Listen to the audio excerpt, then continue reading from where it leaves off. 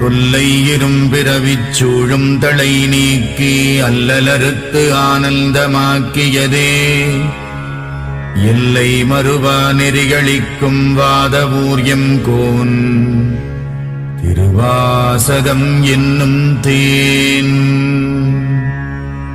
நமச்சிவாய வாழ்க, நாதந்தாள் வாழ்க, இமைப்பொழுதும் என் நெஞ்சில் நீங்காதான் தாழ்வாழ்க. கோகழியாண்ட குருமணி தந்தாள் வாழ்க, ஆகமம் ஆகி நின்று அன்னிப்பான் தாழ்வாழ்க.